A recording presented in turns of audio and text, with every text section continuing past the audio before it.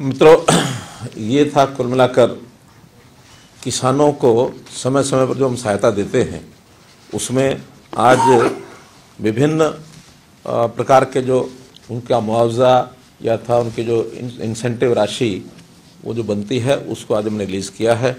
आपको पता है कि हरियाणा इसमें बहुत संवेदनशीलता के साथ अपने किसानों के प्रति काम करता है कि जब भी कभी किसी प्रकार की कोई आपदा आती है अथवा हमको कोई नई स्कीम चलानी होती है जिसमें किसान का भी हित हो और उसमें प्रोडक्शन के नाते हो अथवा नई विधि के नाते से कोई टेक्निक के नाते से हो तो वो उसके लिए हम नई नई चीज़ें अपनी खोजते हैं आवश्यकता के अनुसार। तो जैसे सबसे पहले जो खराब फसलें खरीफ सीज़न 2023 का ये जो आज मुआवजा दिया गया है, इसमें आज हमने 18 करोड़ रुपए की राशि रिलीज़ की है और इस वर्ष में इससे पहले भी 4 बार अलग अलग समय पर ये राशि रिलीज़ की गई है। तो कुल 130 करोड़ रुपया ये जो फसल खराब होने के बाद विभिन्न मदों के अंदर ये दी गई है, जिसमें चाहे वो वाणिज्यिक संपत्तियों का नुकसान हुआ होगा जब बाढ़ आई थी अथवा जनहानि का भी हमने एक व्यक्ति के लिए 4 लाख रुपए का जो हमने 40 लोगों को वो मुआवजा दिया था। तो ये सब मुआवजा मिला करके और 130 करोड़ रुपए की मुआवजा राशि ये हो चुकी है। अलग अलग ज़िलों में ये सब गया है। इसमें सबसे ज़्यादा जब बाढ़ आई थी 4 ज़िले उसमें हैं जहाँ 1 करोड़ से भी ज़्यादा है, जिसके अंदर अम्बाला है, कुरुक्षेत्र है, फतेहाबाद है, कैथल है। ऐसे 4 ज़िले सब ज़िलों में ही हैं। गुरुग्राम में बिल्कुल नहीं है, महेंद्रगढ़ नहीं है, मेवात नहीं है। तो इन ज़िलों में कोई भी बाढ़ का ऐसा प्रकोप नहीं था। तो ये सब जो उन्होंने सेल्फ जो पोर्टल में सेल्फ डिक्लेयर्ड जो उनकी राशि थी वो भरी गई थी, बाद में उसका वेरिफिकेशन करने के बाद और जो जिसका बनता था वो सब हमने ये दिया है। भावांतर भरपाई योजना जो हरियाणा की एक विशेष योजना है, बहुत प्रदेश अब इसके ऊपर अध्ययन कर रहे हैं कि योजना हरियाणा में किस प्रकार से सफलता से चल रही है।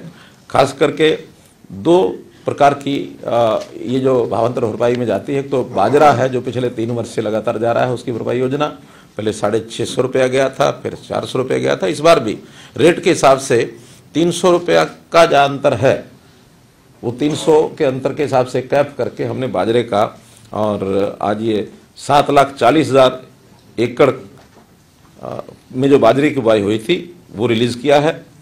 170 करोड़ रुपया 2,50,000 इसमें किसान हैं। इससे पहले भी 870 करोड़ रुपये भावांतर भरपाई का दिया जा चुका है, जिसके अंदर बाजरा भी है अथवा बागवानी की फसलें भी हैं।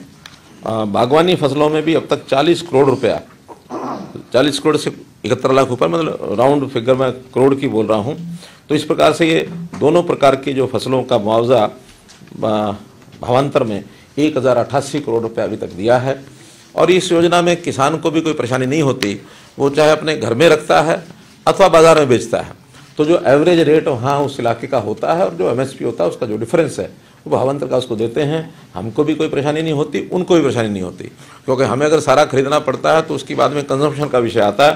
तो इसलिए एक रास्ता ऐसा निकाला गया है जिसके अंदर सबको ये लाभ होता है।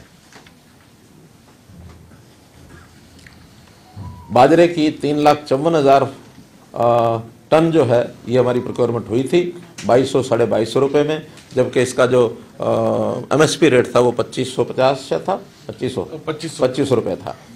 इस प्रकार ऐसे ही दूसरा जो विषय था इस समय धान के नाते से हमने जो योजनाएं शुरू की हैं उसके अंदर एक तो मेरा पानी मेरी विरासत ये किया है। उस मेरा पानी मेरी विरासत में अभी तक हम 2020 में योजना शुरू की गई थी तो 143 करोड़ रुपया ये कुल हम दे चुके हैं, जिसके अंदर 118 करोड़ रुपया पहले दिया था और 25 करोड़ रुपया जो है आज 19,500 किसानों को ये आज दिया गया है। इस योजना में 7,000 रुपया प्रति एकड़ ये जो है हम बाजरा छोड़कर दूसरी फसल कोई बोता तो उसको दिया जाता है। सीधी बिजाई बाजरे की DSR जिसको कहते हैं उसका भी आज 24 करोड़ रुपया रिलीज़ किया गया है।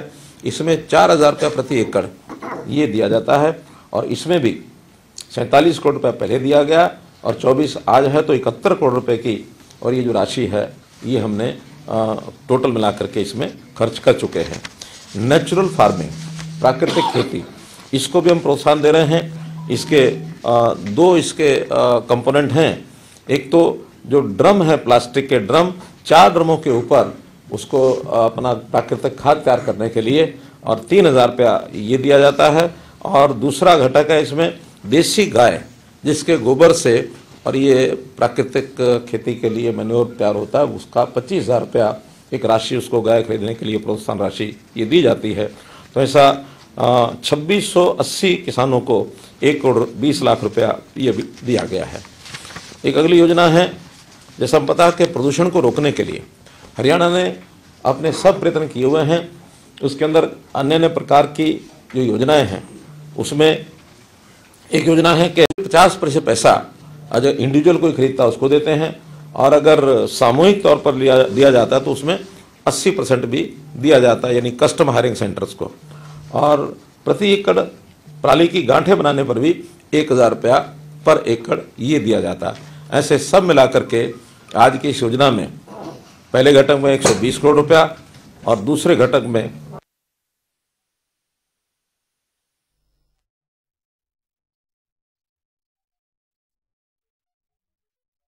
इस योजना में पहले घटक में 120 करोड़ रुपया और दूसरे घटक में 117 करोड़ रुपया, तो ऐसे 237 करोड़ रुपया इस पराली के प्रबंधन के नाते से हमने किसानों को ये रिलीज किया है। ये योजना भी 2018-19 में शुरू की गई थी और इस पर दोनों ही घटकों में अभी तक हमने 980 करोड़ रुपया राशि दे चुके हैं।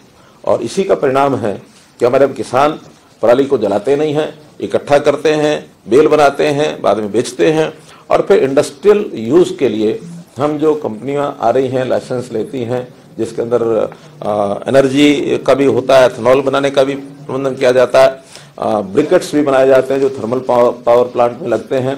तो हरियाणा में कुछ एकाध जिले को छोड़ करके तकरीबन पूरे हरियाणा में पराली जलाने का सिस्टम खत्म हो गया और उससे प्रदूषण का बचाव होता है।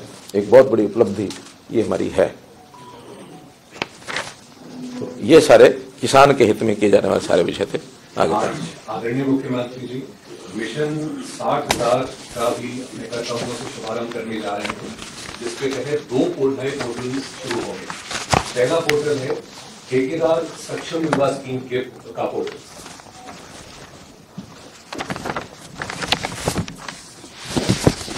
आदरणीय मुख्यमंत्री से अनुरोध करूंगा कि बटन दबाएं।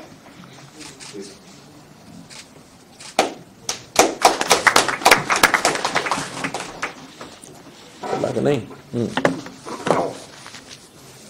हाँ, तो मित्रों, इस विषय में आपको मैं जानकारी देना चाहूंगा कि हमने जहां सरकारी नौकरियों का अपना सिस्टम शुरू किया हुआ है, वो भी मैंने घोषणा पीछे की थी, और एक घोषणा नई जो की थी अभी पिछले शायद 26 जनवरी को ही, कि 60,000 ऐसे लोगों को हम अतिरिक्त काम में लगाएंगे, जिसमें उनका व्यक्तिगत काम भी हो सकता है, उनकी कोई ठेकेदारी में कोई इस प्रकार की योजना बनने वो बन सकते हैं। तो उसी के अंतर्गत एक विषय शुरू किया गया, जो हमारी आवश्यकता भी है कि विकास के कार्यों में, खास करके ग्रामीण क्षेत्र में जो छोटे काम होते हैं, उन छोटे कामों में हमने उस पर पोर्टल के ऊपर जो टेंडरिंग ये शुरू की थी। तो ठेकेदार उसमें कम आ रहे हैं, ये हमारे ध्यान में आया। तो ठेकेदारों की ट्रेनिंग ये हमने शुरू कराई है, और 10,000 युवाओं को 3 महीने की ट्रेनिंग, उसमें भी सीईटी का एग्जाम उसने दिया हो, क्योंकि सभी लोग सीईटी में तो सिलेक्ट नहीं होंगे। जो सिलेक्ट नहीं होंगे उनको एक ऑप्शन दिया जाएगा कि वो अगर ट्रेनिंग लेना चाहें तो ले सकते हैं, और उसके बाद उनके पास कोई इंजीनियरिंग का या तो डिप्लोमा नहीं तो डिग्री ये होनी चाहिए, और ये लेकर के आते तो 3 महीने की उनको ट्रेनिंग देंगे और उनको एक सर्टिफिकेट देंगे। ऐसे सर्टिफिकेट वाले जो व्यक्ति हैं 25 लाख रुपए तक का काम लेने का वो एक प्रकार से योग्य हो जाएगा, एलिजिबल हो जाएगा। वो 25 लाख का पहला काम बिना किसी प्रायर एक्सपीरियंस के वो ले सकता है। 1 साल के लिए 3 लाख रुपए का ऋण बिना ब्याज के वो भी उसको दिया जाएगा, ताकि कैपिटल मनी उसको मिल जाए और वो 1 साल के बाद अपना उस पैसे को वापस करे। तो इस प्रकार का भी एक प्रावधान किया है। तो 10,000 युवाओं को ये काम हम देने में और एक प्रकार से सक्षम हो जाएंगे। आज आदरणीय मुख्यमंत्री जी वन मित्र योजना एवं पोर्टल का भी शुभारंभ करेंगे। मैं अनुरोध करूंगा सर, बटन दबाएं और शुरू करें।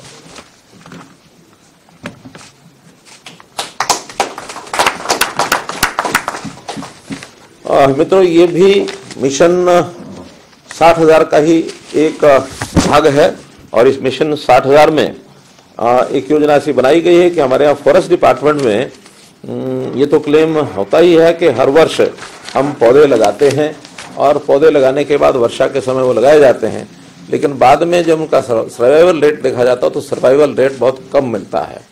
इसको ध्यान में रखते हुए ये योजना बनाई गई कि पहले साल में हम 7,500 युवाओं को एक ऐसा काम दें ताकि वो पेड़ लगाएं और पेड़ लगाने के बाद 4 वर्ष तक उन पेड़ों की देखभाल करें, उसमें सिंचाई करें।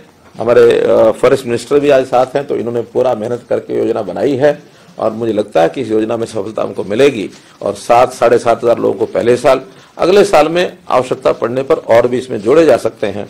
और प्रारंभ में 10,000 रुपये की इनकम उनको हो जाए, उसके बाद फिर हर वर्ष वो बढ़ती चली जाएगी। तो सबसे पहले तो इसके अंदर हमने तय किया है कि जो 1,80,000 रुपये से नीचे की इनकम के लोग हैं, इनमें से युवाओं को छांटा जाएगा। आज जो पोर्टल हम लॉन्च कर रहे हैं, इसमें अपना रजिस्ट्रेशन करेंगे और योजना का स्वरूप ऐसा है कि जिस एरिया में, गांव में, शहर में वो करना चाहता है, तो जहां कहीं उनको लगता है प्राइवेट जगह हो या कोई पब्लिक प्लेस हो, फॉरेस्ट की लैंड नहीं होनी चाहिए, क्योंकि फॉरेस्ट लैंड पर तो फॉरेस्ट के लोग ही करेंगे। फॉरेस्ट लैंड को छोड़कर बाकी एरिया में वो कहीं भी पेड़ को लगा सकता है।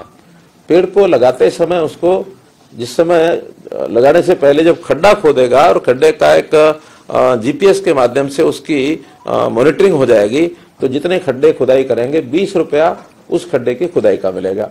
इसके बाद जिस दिन वो पेड़ लगा देगा, नर्सरी से उनको पेड़ मिलेंगे और कोशिश ये रहेगी कि 2.5-3 फुट से बड़ा पेड़ उनको मिले, ताकि वो बाद में लगने के बाद 3-4 वर्ष में बड़ा स्वरूप कर लेगा। छोटी नर्सरी उनको नहीं देंगे, तो 3-3.5 फीट का, 2-2.5 फीट का, 3 फीट का पेड़, यानी बड़ा पेड़ उनको मिलेगा। और जिस दिन वो पेड़ लगाएगा 30 रुपया उस दिन उसको मिलेगा।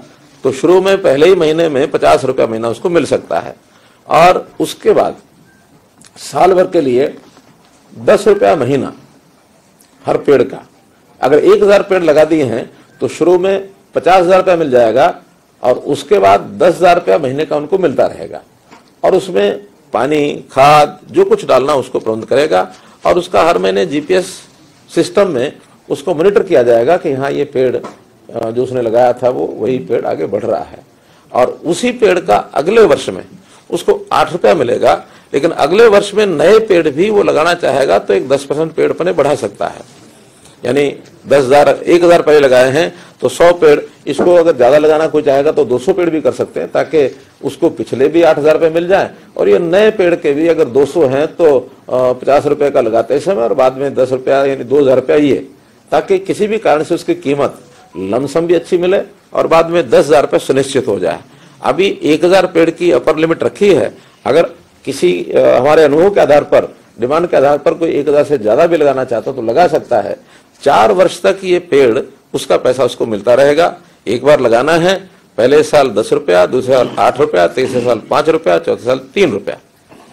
तो इसे 4 साल के बाद वो जो भी जमीन का मालिक होगा, अगर वो खुद मालिक है तो अपने पास रखेगा, और जो खुद मालिक नहीं है, किसी और की जगह पर लगाया है, किसी के घर में लगाया हो या शमशान में लगाया हो या पार्क में लगाया हो, तो जो उस मैनेजमेंट देखने वाला जो उस एरिया का है, उनको फिर वो हैंड ओवर कर देगा विद एन एफिडेविट। उससे एफिडेविट लेंगे कि वो 10 साल तक इस पेड़ को काटेगा नहीं, कम से कम 4 और 10, 14 साल तक पेड़ वो रहे। और इसमें एग्रो फॉरेस्ट्री नहीं आएगी। एग्रो फॉरेस्ट्री में जैसे यूकलिप्टस होता है या पॉपुलर होता है, हाँ, ये कमर्शियल पेड़ ये नहीं आएंगे। जो परंपरागत पेड़ हैं वो जितने लगेंगे उसमें से हमारा फॉरेस्ट कवर ये बढ़ेगा।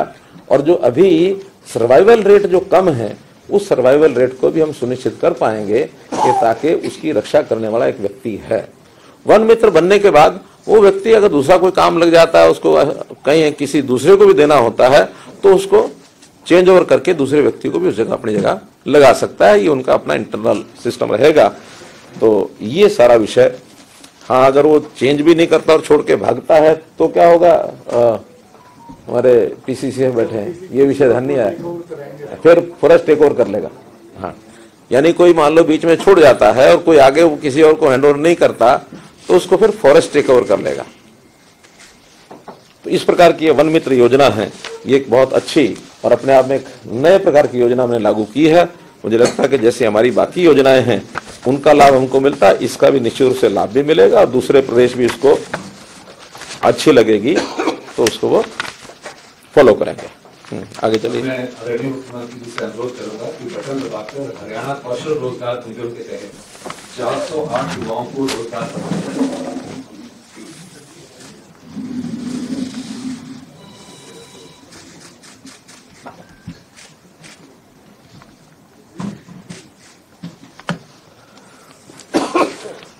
मित्रों, 408 युवकों को और इस समय ऑफर लेटर ये भेजे जा रहे हैं और जैसे हमको पता है कि HKRN में हम लगातार इस प्रकार का प्रयास करके और युवकों को घर बैठे उनको ऑफर लेटर मिलता है। केवल एक डाटा बैंक हमारे पास है, उस डाटा बैंक में उनकी जो क्वालिफिकेशन है और उनका जो एक्सपीरियंस है या अन्य जो शर्तें इसमें हैं वो लेकर के उनको एक रैंकिंग दी जाती है। उस रैंकिंग के आधार पर higher the rank sooner he will get the offer letter, लेकिन उसकी क्वालिफिकेशन रिक्वायर्ड है वो होनी चाहिए। तो आज जो 408 किए जा रहे हैं इसमें लेवल 2 और लेवल 3 इसके किए जा रहे हैं, लेवल 1 अभी नहीं किया है। लेवल 1 का इनके होने के बाद जो ये ज्वाइन करेंगे, अगर मान लो इनमें से ये ज्वाइन नहीं करते हैं और हमारे पास इस प्रकार के लोग नहीं है तो फिर बची हुई जो जगह है वो लेवल 3 वालों को भी हम देंगे। लेवल 3 लगभग 2800 हमारे पास इंडेंट्स हैं जिसको अगले किसी भी चरण में 2800 लोगों को वहां भी देंगे। तो इस प्रकार से ये जो शिक्षा, अनुभव या उसकी इनकम, फैमिली इनकम, उन सब के आधार के ऊपर उसकी रैंकिंग की जाती है और इस रैंकिंग के आधार पर ये किया जाता है। तो आज इसके हमारे अथॉरिटी है, वो अथॉरिटी बैठ करके सारे क्राइटेरिया को तय करती है। जब कभी क्राइटेरिया चेंज करने की भी आवश्यकता होती है तो अथॉरिटी सक्षम है, वो क्राइटेरिया चेंज करती है, लेकिन शर्त ये है कि किसी भी समय क्राइटेरिया चेंज करके नेक्स्ट डे से उसकी नहीं कर सकते उसकी डिप्लॉयमेंट। जो अथॉरिटी चेंज करेगी उसको पब्लिक किया जाएगा और उसके 3 महीने बाद उस चेंज कंडीशंस के आधार के ऊपर भर्ती होगी, ताकि किसी को यह ना लगे कि किसी को अचानक लाभ देने के लिए पर यह किया गया है। उसके बाद भी 3 महीने तक पुरानी शर्तों पर ही चलेगी। तो ऐसा एक ट्रांसपेरेंट सिस्टम ये बनाया गया है। तो इसका बहुत बड़ा लाभ उन लोगों को हो रहा है जो नौकरी तो करना चाह रहे हैं लेकिन सरकारी नौकरी योग्यता के से उनको वंचित रह जाते हैं, मिलती नहीं है। हाँ, इस बीच में बहुत ऐसे लोग हमारे ध्यान में आए हैं कि जो शुरू में HKRN में लगते हैं, बाद में जैसे ही उनकी अपॉइंटमेंट रेगुलर नौकरी में होती है तो इसको छोड़ते हैं या कहीं और अच्छे अवसर मिलते हैं तो बहुत जल्दी छोड़ते हैं। इसमें हमारा मोटो ये है, sooner you come sooner you go, क्योंकि ये पक्की नौकरी नहीं है, ये आउटसोर्सिंग की है, कच्ची है। पक्के लोग लगने के बाद इनको बाहर होना पड़ता है, इसलिए इट्स नॉट एश्योरेंस कि भी लगातार उनको ये मिलती रहेगी।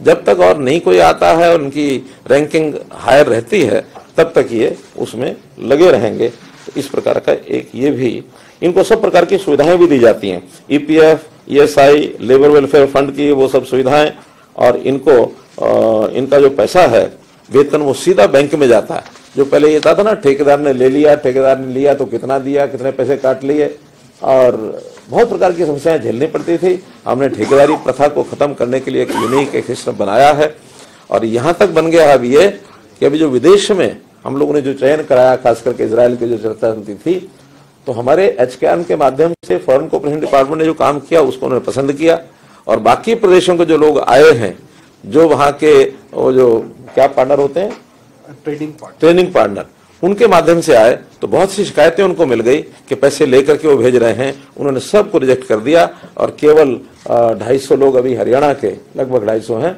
जो सिलेक्ट होकर के ट्रेनिंग लेकर के जाएंगे। अब हमारे मेथड को ही वो प्रेफर कर रहे हैं। हो सकता है बाकी प्रदेश भी इसी हिसाब से और आगे बढ़ेंगे, क्योंकि ट्रांसपेरेंट तरीका ये है।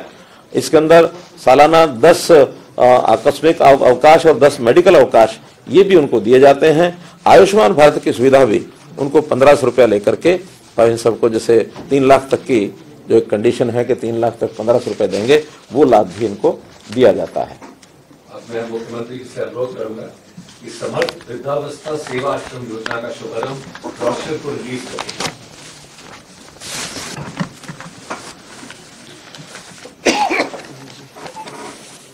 तो जरा फोटो दिखाना पड़ेगा सबको। हाँ,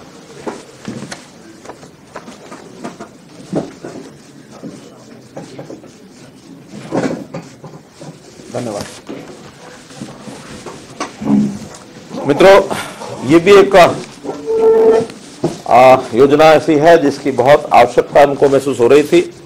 हमारे परिवारों के जो बुजुर्ग हैं, बड़ी आयु के लोग हैं, उनके लिए ठीक है कि हमने पेंशन भी सारे देश में सबसे ज्यादा हम देते हैं, लेकिन फिर भी एक आयु के बाद व्यक्ति की आवश्यकताएं शायद परिवार में पूरी नहीं होती हैं। परिवार में उस प्रकार का सम्मान नहीं मिलता है, वो अलग रहने की भी इच्छा करते हैं, कई बार परिवार के लोग भी उनको बाहर करते हैं। तो ऐसे जो बुजुर्ग हैं, जो असहाय हैं, जिनकी आवश्यकता है, उनके लिए हमने ये समर्थ वृद्धावस्था सेवा आश्रम इसका एक लॉन्च किया है। ये आपको जो हमने दिखाया है ब्रोशर, तो इसके आधार पर अभी हमने कुल मिलाकर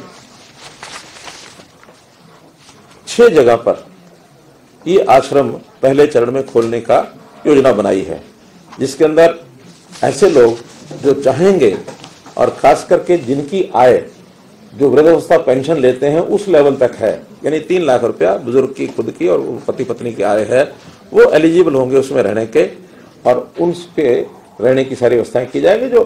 जो कंसेंट देगा या जो जाना चाहेगा, ऑप्शन है ये। और एक जानकारी आपको मैं देता हूं कि हमने पिछले दिनों में जो वरिष्ठ नागरिक हैं उनका एक सर्वेक्षण कराया था। पुलिस के जो हमारे कर्मचारी, वरिष्ठ नागरिक, जो रिटायर्ड लोग हैं, उनसे प्रहरी योजना के अंतर्गत, तो वहां खोज मिली है कि 5200 ऐसे वृद्ध हैं जो इस प्रकार की व्यवस्था की खोज में हैं। वो कहते हैं हम घर में रह नहीं सकते और हमारा बेकदरी होती है। ये सब 75 वर्ष की ऊपर की आयु के हैं। तो सबसे पहले चरण में इन विभिन्न जिलों में 5200 की व्यवस्था करेंगे। 6 जिले ऐसे हैं, जगाधरी, सोनीपत, हिसार, झज्जर, बहादुरगढ़, झज्जर, सिरसा और गुरुग्राम। ऐसे इन 6 स्थानों पर व्यवस्था कर ली गई है। 50 का व्यवस्था कम से कम रहेगी। 50 से ज्यादा आवश्यकता पड़ने पर वहां HSP, AVP अथवा हमारे अर्बन लोकल बॉडीज वो मिल करके कुछ स्थान देंगे। डिप्टी कमिश्नर उसकी सारी ये देखभाल करेंगे। वहां उनको सबको उनकी जो आवश्यकताएं हैं, उनकी जो दैनिक गतिविधियों में जो जरूरतें हैं, चाहे वो बीमार व्यक्ति है, कोई दिव्यांग है, उसकी चिकित्सा, कोई छोटा मोटा टीवी मनोरंजन, ये भी वहां रहेगा। और नए कौशल, अगर उसमें सक्षम लोग हैं तो उनको कुछ कौशल सिखा करके और वो इंडोर कुछ काम भी करना चाहें तो अपना कर सकते हैं। तो इस प्रकार का एक मल्टीपल एक्टिविटीज का वो सारा ये केंद्र रहेगा। और ये प्रयोग भी हमने शुरू किया है। 6 स्थानों पर इनका आज हमने लॉन्चिंग की है। जो 3 लाख से ऊपर की आय वाले लोग भी अगर वो रहना चाहते हैं तो पेड बेसिस पर और उनको भी रखने की एक योजना ये हमने विचार की है। अगर कोई आएंगे तो उसका भी उस सेंटर का क्या खर्च है उसका कैलकुलेट करके उसके लिए भी हम करेंगे। इसके संचालन के लिए NGOs जो हैं वो भी आवेदन कर सकती हैं। स्थान हम उपलब्ध कराएंगे, इंफ्रास्ट्रक्चर कराएंगे, उसकी रनिंग में NGOs आगे आएंगी। तो हमारी अपेक्षा है कि वो आए तो शायद व्यवस्था और अच्छी चल पाएगी। ऐसा भी हमने इसमें विचार किया है। अभी 6 जिले, हाँ बाद में करते हैं। आज आदरणीय मुख्यमंत्री जी मुख्यमंत्री मातृत्व सहायता योजना के पोर्टल का भी शुभारंभ करेंगे। मैं सर आपसे अनुरोध करूंगा बटन दबा के।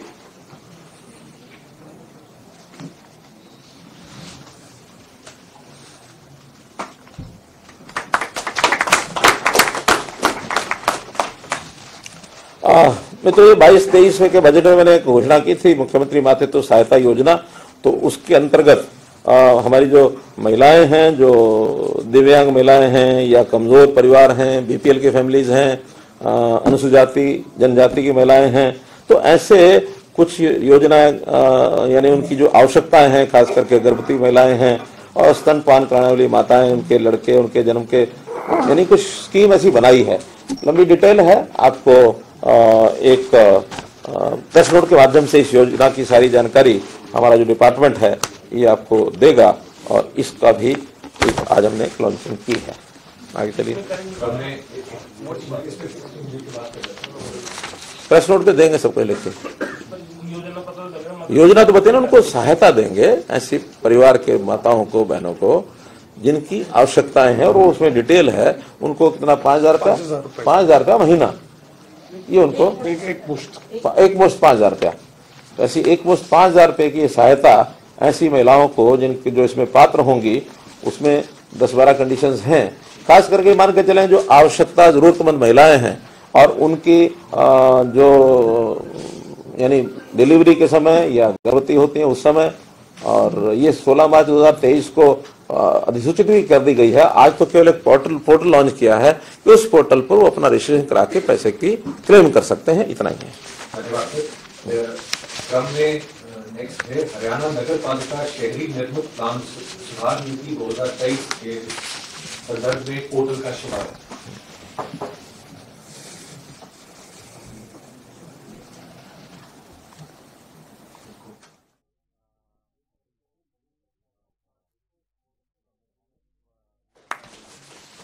मित्रों, जैसा आपने को पता है कि अभी हमने जन संवाद कार्यक्रम किया, और जन संवाद कार्यक्रम में भी और उसके बाद विकसित भारत संकल्प यात्रा, उस समय भी लगभग 8000 से ऊपर ये कार्यक्रम हुए हैं। सभी गांव में हुए हैं, शहरों में भी हुए हैं।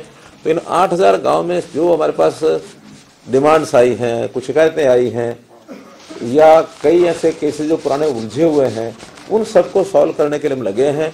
एक बड़ी मात्रा में ऐसे एप्लीकेशंस हैं जहां लोग 50-50 साल से रह रहे हैं। उनके शुरू में रेजिडेंशियल मकान थे जब अलॉट किए गए, बाद में धीरे धीरे आवश्यकता पड़ने पर उन्होंने इसमें किसी ने दुकानें बना ली, किसी ने छोटी इंडस्ट्री बना ली। तो उनका एक लैंड यूज तो ओरिजिनली कुछ और था, लेकिन बाद में बदल करके ऐसी बड़ी मात्रा में लोग हो गए, और इसके कारण से उनको कठिनाइयां झेलनी पड़ी। कभी यूएलबी का इंस्पेक्टर पहुंच गया, कभी टाउन कंट्री प्लानिंग पहुंच गया, कभी, क्योंकि उल्लंघन तो है ही है। अब उसके लिए हमने एक पॉलिसी बना दी है कि नहीं, इनका कन्वर्जन ये अब रेगुलर हो जाएगा कि जहां कहीं किसी ने इस प्रकार का इंडस्ट्री अथवा कमर्शियल कोई दुकान अपनी बना ली है, तो उसके लिए कुछ शर्तें ये लगा करके, और उस डिमांड को पूरा करने के लिए रेजिडेंशियल टू कमर्शियल, इसका एक्ट भी बन चुका है, पॉलिसी भी बन चुकी है। आज तो उसका पोर्टल हमने लागू यानी चालू किया है। इस पोर्टल में ऐसी जिसकी डिमांड है वो अपना भर देगा, और भरने के बाद जो पैरामीटर हैं, जो शर्तें हैं, उसकी कुछ फीस है, उस फीस के हिसाब से, और वो उसमें मानो एप्लीकेशन फीस 10 रुपया प्रति वर्ग मीटर है, ऐसे ही कन्वर्जन चार्जेस हैं, उसका विकास शुल्क लिया जाएगा, कंपोजिशन शुल्क है, तो ऐसा। और ये पैसा देने के लिए सब लोग तैयार हैं। इंडिविजुअल कुछ केसेस तो हमने कैबिनेट मीटिंग में किए भी हैं और लोग खुश हुए उससे। तो उसके लिए अब जनरल पोर्टल बना दिया कि जो भी कोई अप्लाई करेगा उसको इसका लाभ मिल जाएगा। एक बहुत बड़ा, शहरों में खास करके जो 50 साल पुराने शहर हैं, ऐसी जगह के लिए एक बहुत बड़ी एक सहूलत ये लोगों को हमने दी है। आज आदरणीय मुख्यमंत्री जी पंचायत कार्यों के लिए लेबर रेट में भी बढ़ोतरी अनाउंस कर रहे हैं। मित्रों, पंचायतों के काफी सुधार हमने किए हैं, बहुत उनको पावर्स डेलीगेट की हैं, फाइनेंशियल भी की हैं, अपने निर्णय लेने के लिए भी किए हैं, और अपने आप वो काम करा सकते हैं डेलीगेशन पावर्स के माध्यम से। उसी में उनकी एक शिकायत थी कि हमको जो रेट्स तय करके दिए जाते हैं, चाहे मटेरियल के चाहे लेबर के, वो वहाँ की आवश्यकता के हिसाब से कम है, उचित नहीं है, इसलिए उनको काम करने में कठिनाई आ रही थी। लेबर को छोड़ करके बाकी सब तो मैंने पहले डिक्लेयर कर दिए थे, ईंटों का क्या होगा, सीमेंट का क्या होगा, लोहे का क्या होगा, ये सब चीजें कर दी हैं। आज लेबर के रेट भी जो उनकी डिमांड थी, उसमें अलग अलग प्रकार के जो पहले रेट थे, 680 है, 766 है, 589 है, 68 है, तो ऐसा कुछ तो यानी व्यक्ति की दैनिक मजदूरी के नाते है, कुछ उसके एरिया के नाते से है। जैसे 100 mm मोटा इंटरलॉकिंग पेवर ब्लॉक, तो इसका जो रेट है ये पर स्क्वायर मीटर होता है, क्या होता है, पर स्क्वायर फुट है। तो इस प्रकार के सारे रेट अलग अलग हैं, तो उसमें बढ़ोतरी की गई है। उस बढ़ोतरी में 56 रुपये, 53 रुपये, 53, 41, तो अलग अलग रेट की बढ़ोतरी करके उनकी सारी जानकारी लेने के बाद जो उनकी डिमांड थी उसको रैशनलाइज करते हुए ये सारे रेट की बढ़ोतरी की है। और मैं समझता हूँ ग्राम पंचायतों को अब ये कठिनाई नहीं आएगी। 7.5 सामान्य पक्की ईंटों के साथ ईंट का काम, ये क्या पर किलोमीटर है, क्या है ये 4436 क्यूबिक मीटर। अच्छा, तो खैर ये जो रेट्स हैं ये अलग अलग प्रकार के, जो हमारा HSR है उस HSR के साथ तुलना करते हुए जहाँ जहाँ कम है वहाँ उसके मुकाबले में ला करके और उनकी कठिनाई को ये दूर किया गया है। एनजीओ आपसे अगर मांगता है जगह, क्योंकि वो 10-20 मैंने बताया देंगे, और उनका खर्च भी देंगे, जगह भी देंगे और खर्च में जितना वो स्वयं कंट्रीब्यूट कर पाएंगे कंट्रीब्यूट करेंगे। हाँ, सरकार से जो खर्च है उससे ज़्यादा नहीं होना चाहिए, उससे कम में अगर वो चलाने के लिए आते हैं तो आवेदन करने के बाद उनको देंगे। बहुत ऐसी सेवाभावी संस्थाएं हैं जो करेंगे। एम्स की क्या तैयारी है? 16 को जो प्रोग्राम है आप कल सामने आ जाएगा। नहीं, बहुत अच्छा है। देखिए, हमारा सौभाग्य है कि कल प्रधानमंत्री जी हरियाणा में रेवाड़ी में आ रहे हैं। जो एम्स का प्रोजेक्ट वर्षों से जो लटका हुआ था और ज़मीन के कारण से लटका हुआ था, कहीं फॉरेस्ट की समस्या थी, कहीं ज़मीन मिल नहीं रही थी, तो बाद में माजरा गांव ने वो ज़मीन हमको उपलब्ध कराई है और उस ज़मीन के ऊपर अब शिलान्यास कल होने जा रहा है। उसका टेंडर हो गए हैं और अब जो है कल जब हो जाएगा शिलान्यास तो विद इन जो नॉर्मल पीरियड है लगभग 2 साल, उसके अंदर वो एम्स चालू हो जाएगा। 2 साल टाइम फ्रेम है। नहीं, वो सामान्यतः कोई मेडिकल कॉलेज होता तो 2 साल के आसपास होता ही है। और उसके साथ ही कल जो है एक उनका उद्घाटन कर रहे हैं हमारा जो कुरुक्षेत्र में हाँ ज्योतिसर अनुभव केंद्र, वहाँ एक म्यूजियम है लगभग 300 करोड़ रुपए का म्यूजियम, उसका भी उद्घाटन कल करेंगे। और तीसरा है मेट्रो जो गुरुग्राम शहर की जो मेट्रो है उसका भी कल वो शिलान्यास करेंगे। कुछ रेलवे लाइंस हैं खास करके रोहतक से और हांसी की रेलवे लाइन, और उस पर कल ट्रेन भी चला करके हरी झंडी दे करके और ट्रेन भी चलाएंगे। कुछ रेलवे लाइंस का दोहरीकरण है, कुछ का सुदृढ़ीकरण है, जैसे 5 रेलवे के प्रोजेक्ट हैं। इस प्रकार से का बाकी और लोग कुछ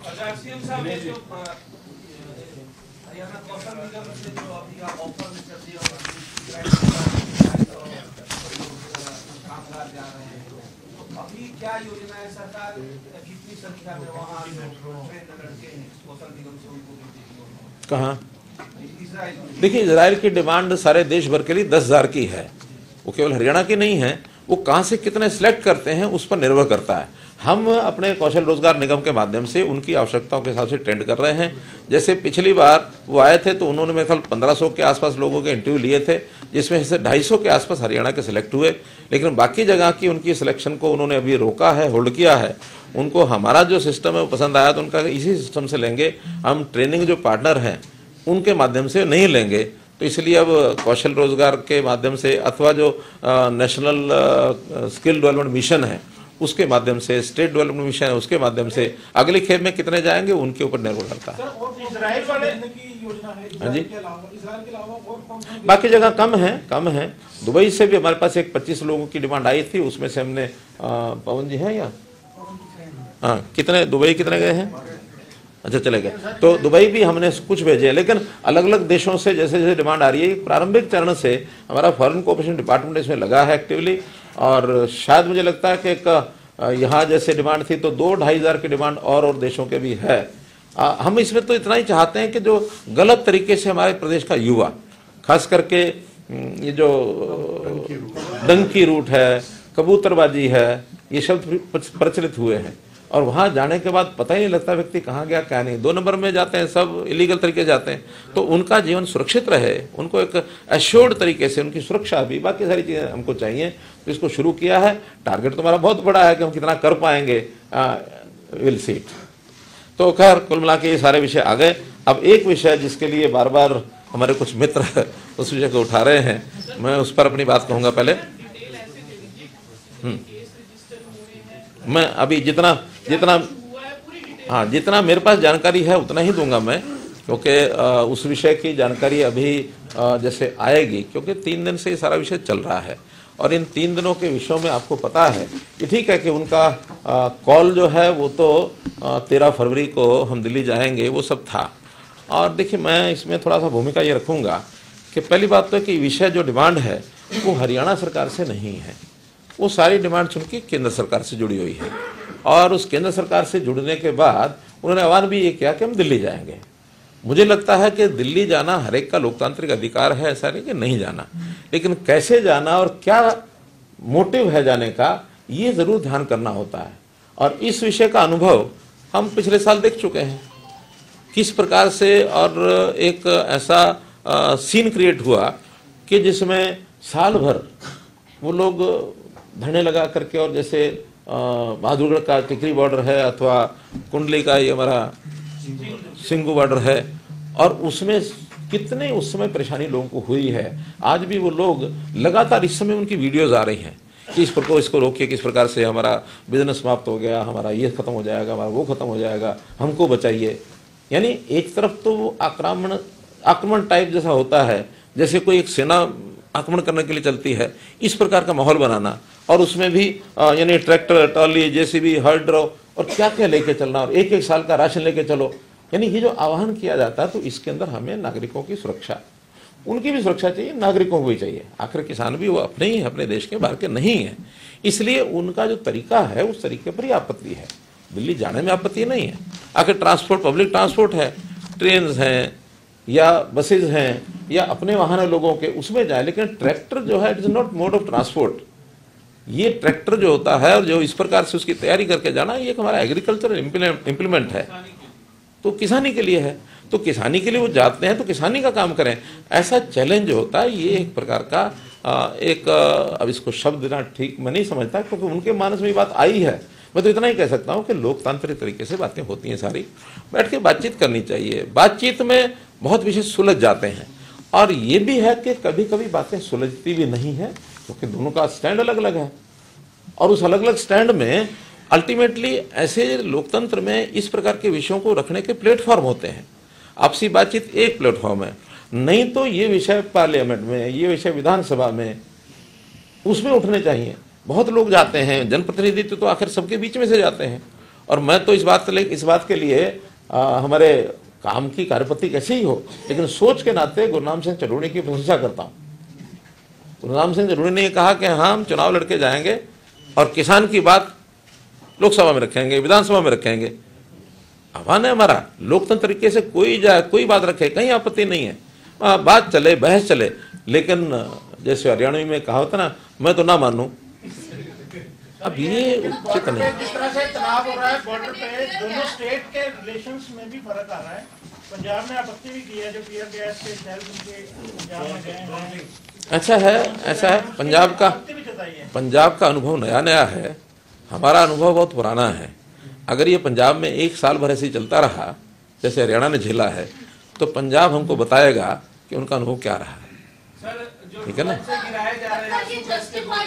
वो वहाँ जो कवरेज कर रहे हैं पत्रकार, वो भी उससे जो है घायल हो जा रहे हैं आसपास। देखिए, इसमें तो मेरा निवेदन यही है पत्रकार बंधुओं से कि अपनी सुरक्षा का ध्यान उनको रखना चाहिए, क्योंकि पत्रकार भी कई बार होड़ में आ जाते हैं। क्या आती है लीडिंग न्यूज, ब्रेकिंग न्यूज। यानी अब मैं आपको वहां का नहीं, मैं आपको अपने हरियाणा का उदाहरण बताता हूँ। हमने बहुत उस समय भी समझाया था, पंचकुला में हमने एक स्पेस बनाया था अलग से कि आप अपनी गाड़ियां यहाँ रखिए और जो कुछ कवर करना यहाँ से करिए। तो हमारे पत्रकार मित्रों ने, अपने ही भाई हैं, आप सब हैं, तो क्या किया था, वहाँ सब दौड़ दौड़ के अंदर घुसे। चोट लगी ना।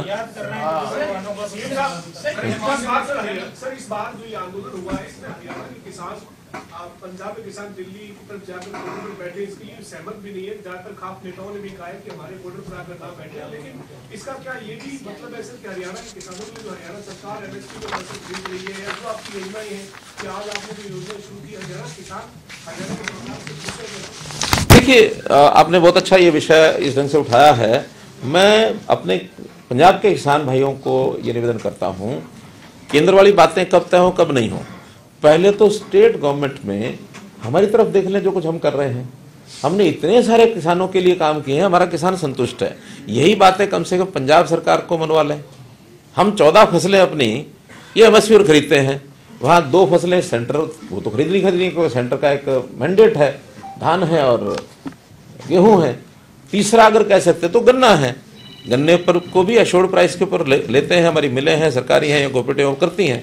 इसके अलावा पंजाब में तो आप कोई फसल नहीं खरीदते। हमने बाजरा भावांतर पर कर लिया, सब्जियां भावांतर पर कर ली, हमने हमारे यहाँ मूंगफली होती है वो हमने लेनी शुरू की है, मूंग है वो लेनी शुरू किया है, तिल है वो लेना शुरू किया, सरसों वो लेना शुरू किया, सूरजमुखी वो लेना शुरू किया। सूरजमुखी में भी 1000 रुपया मैंने भावांतर दिया ना। अब 100-200 रुपया ऊपर नीचे रह सकता है, कोई दिक्कत नहीं है, लेकिन जो चीज 5000 रुपये में बिक रही थी, 5200 रुपये में बिक रही थी, हमने 1000 रुपया भावांतर दिया, 6200 हो गया ना। तो इसलिए मेरा ये कहना है कि सारी चीजें आपस में बैठ करके की जा सकती हैं। अगर हरियाणा जिस प्रकार से किसानों को सारी चीजें देता है, मुआवजा देता है, सब बातें देता है, पंजाब का किसान अगर उनसे अपनी बातें रखे वहां पूरी करा ले तो पंजाब के किसान की आधी से ज़्यादा समस्याएं हल हो जाएंगी, खत्म हो जाएंगी। आज पराली जलाने में वहाँ सबसे ज़्यादा न्यूसेंस है, जमीनें उल्टा पुल्टा करने में जो हरियाणा में पहले 10 साल पहले होता था, आज उल्टा पुल्टा वहाँ भी होता है। हमने जमीनें किसान की खरीदने के लिए किसान के ऊपर छोड़ दिया, भैया सहमति से लेंगे, ई भूमि पर आप डाल दो, आपको बेचनी है तो हमारी डिमांड है तो हम भी डाल देंगे, आप रेट अपना तय करो, रेट के बाद बैठ के नेगोशिएट करते हैं और उसमें समस्याएं हल होती हैं। कोई ब्लेम इस समय तक का या किसान उसके हमने जबरदस्ती जमीन ली, कोई एक भी आया 10 साल में? नहीं आया है। तो किसान से कैसे डील करना? और आज हमने जो बाकी व्यवस्थाएं भी ठीक की हैं, उनमें ज्यादातर लाभ तो सारे समाज के उस वर्ग को मिला है जो गांव में रहता है, ग्रामीण क्षेत्र में रहता है। पारदर्शी नौकरियां, इसका लाभ किसान को बेटे को नहीं मिल रहा है क्या? पंजाब के किसान को ये भी मांग डालनी चाहिए सर, हरियाणा के जो पानी है, सॉइल नहीं जा पा रही है पंजाब से, वो मांग पत्र में डालना चाहिए सर। नहीं, वो मांग पत्र में डाले। हमारे हरियाणा के लोगों को हमने कहा है और हरियाणा के लोग समझने लग गया। आज हरियाणा का आदमी, ठीक है, छोट-मोट घटनाएं होती होंगी, छोटे-मोटे लोग वहाँ जाते भी होंगे, एक आध बेल्ट में कहीं 200, 500, 1000 लोग ऐसे तैयार भी रहते होंगे, लेकिन आज हरियाणा का किसान पंजाब के किसान को कहता है कि भाई पहले एसवाइल का पानी हमको दिलवाओ वहाँ से, आपके साथ तब खड़े होंगे। किसान नेता डल्लेवाल हैं, उन्होंने एक इंटरव्यू के दौरान कहा कि राम मंदिर का जब से ये निर्माण हुआ है, मोदी जी का ग्राफ बहुत बढ़ गया है और अब उस ग्राफ को नीचे लाने का यही समय था, इसलिए ये आंदोलन हमने शुरू किया। कैसे देखते हैं? देखते क्या, सीधा सीधा पॉलिटिकल एक स्टेटमेंट है ये, और पॉलिटिकल स्टेट में इस प्रकार से कोई एक प्रदर्शन करके, और वो भी एक इस प्रकार का एक खतरनाक दृश्य बना करके उस प्रदर्शन करने से क्या जनता मोदी जी से दूर हट जाएगी? बल्कि ये तो उसमें और बढ़ा रहे हैं। देखा जाए तो आज आम जनता में ये मैसेज जा रहा है कि ये तरीका ठीक नहीं, लोकतांत्रिक तरीका नहीं है। लोकतांत्रिक तरीके को हर कोई पसंद करता है, कोई भी जाति होगी उस जाति को लोग देखते हैं। हमारा विषय है कि हम लॉ एंड ऑर्डर की स्थिति, क्योंकि स्टेट की जिम्मे होती है, हम अपने हरियाणा में लॉ एंड ऑर्डर की स्थिति की चिंता करेंगे और उसके लिए तय किया है कि जब तक आप सीधे रास्ते से नहीं जाएंगे या जब तक वहाँ दिल्ली में जाने के लिए आपको कोई तरीका बात करनी है तो दिल्ली के लोगों से बात कर ही रहे हैं। कोई डेपुटेशन इस नाते से 20, 30, 50 लोगों का जा सकता है, हम हजारों लोग ट्रैक्टर लेके जाएंगे और दृश्य क्या बनेगा? दृश्य क्या बनेगा? लाल किला पर क्या दृश्य बना पिछली बार? यार यही देश चाहता है क्या? देश में इन चीजों की स्वीकार्यता नहीं है। सर, 2 सवाल है। पंजाब के साथ आपकी कोई बैठक हुई थी जब 13 तारीख को उन्होंने निकलना था? पंजाब से कोई कम्युनिकेशन नहीं, हमारा कोई एक मिनट ये पूछ रहे हैं। आपने कोई इंटीमेशन दिया हो कि हम हरियाणा के बॉर्डर सील कर रहे हैं, ऐसी स्थिति हरियाणा में नहीं है? क्या आपने पंजाब से? देखिए ये विषय है, क्योंकि लॉ एंड ऑर्डर का विषय है, तो लॉ एंड ऑर्डर में जो सिक्योरिटी एजेंसीज हैं वो आपस में एक दूसरे से बात करती हैं, तालमेल रखती हैं। हमारी पुलिस की, उनकी पुलिस की सारी बातचीत हुई है कि देखिए आप उनको रोकिए, हम आगे नहीं बढ़ने देंगे। हरियाणा ने बोला था कि आप उनको रोकिए। हाँ, उनके लोगों को बोला ही है ना, और उनके लोगों को बोलने के लिए एडमिनिस्ट्रेशन के लोग बोलते ही हैं, और उसमें से आखिर आईबी की रिपोर्ट होती है, वो भी काम करते हैं। तो लॉ एंड ऑर्डर की स्थिति को मेंटेन रखना, हमारा वर्डिक्ट तो यह है कि लॉ एंड ऑर्डर की स्थिति को मेंटेन रखिए। कैसे रखना, ये सिक्योरिटी एजेंसीज का काम होता है, कोई पॉलिटिकल काम नहीं होता ही। दूसरा सवाल ये है सर, कुछ पुलिसकर्मी भी इसमें घायल हुए हैं और कुछ लोगों को डिटेन भी किया गया है। कितनी हरियाणा में एफआईआर हो चुकी है सारे बॉर्डर्स के ऊपर इस वायलेंस को लेकर, उसका डेटा दे दीजिए। देखिए, इतना तो मुझे पता है कि उसमें कुछ किसानों को भी चोट लगी है, कुछ पुलिसकर्मियों को भी लगी है, दोनों ही अपने भाई हैं, दोनों तरफ ही गलत हुआ है। पत्रकारों को भी लगी है, एक पत्रकार हमारे हॉस्पिटल में, सत्येंद्र चौहान, वो तो हॉस्पिटल में ही हैं। तो लेकिन अभी एकदम एग्जैक्ट आंकड़ा अभी नहीं बता पाऊंगा कि भी कितनी एफआईआर हुई है, किस उसमें हुई है। हाँ, लेकिन जिन लोगों ने एक सीमा का उल्लंघन किया होगा तो पुलिस ने जरूर एफआईआर की होगी। एक लास्ट क्वेश्चन सर, 23 तारीख को बजट ला रहे हैं हरियाणा में, ये बताएं कि 23-24 का जो बजट विधानसभा में आने वाला है, किस तरह का मान के चलेंगे? एक ही शब्द है, पहले भी वही था, आज भी वही है कि जनहित का बजट, जनहित का बजट।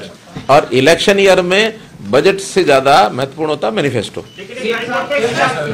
हाँ, लास्ट क्वेश्चन, इधर पहले वो खड़े थे अपना। हरियाणा के पास क्या कोई ऐसी सूचनाएं हैं जो किसान संगठनों का जो दिल्ली कूच है, ये राजनीतिक और आम आदमी पार्टी द्वारा प्रायोजित है?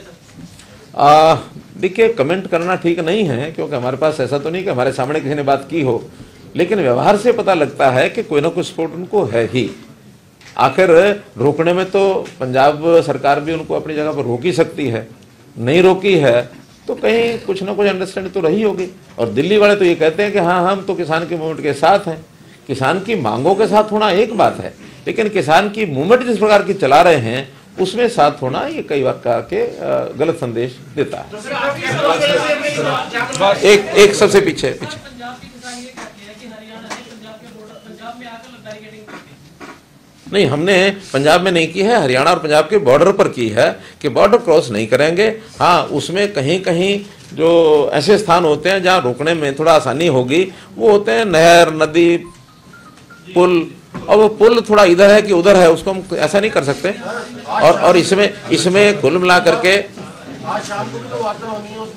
आज शाम को जो मेरी जानकारी है, आपकी भी जानकारी है, शाम को 5 बजे केंद्रीय मंत्री और उनके ग्रुप की जो भी उनके प्रतिनिधि हैं किसानों के, उन प्रतिनिधियों की चंडीगढ़ में एक बैठक है और मैं आशा करता हूं कि जरूर कोई ना कोई इसमें से समझौते में से रास्ता निकलेगा और निकलना भी चाहिए। ये लंबा इस प्रकार का जो विषय है विवाद का, तनाव का, ये ठीक नहीं है, किसी लिए भी ठीक नहीं है, ना हमारे पंजाब के किसानों के लिए ठीक है, ना हरियाणा के नागरिकों के लिए ठीक है। मिल बैठ करके इसमें रास्ता निकालें। बहुत बहुत धन्यवाद। और सबको बहुत बहुत धन्यवाद।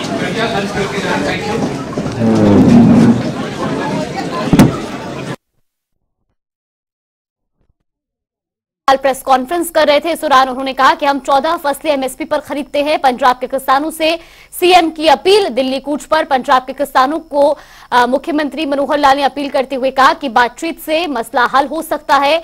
लोकतांत्रिक तरीके से अपनी बात रखने का हक हर किसी को, दिल्ली जाने का अधिकार भी हर किसी को है, लेकिन एक तरीके से हम 14 फसलें एमएसपी पर खरीदते हैं। और साथ ही साथ उन्होंने कहा कि बातचीत से हर समाधान का हल निकलता है।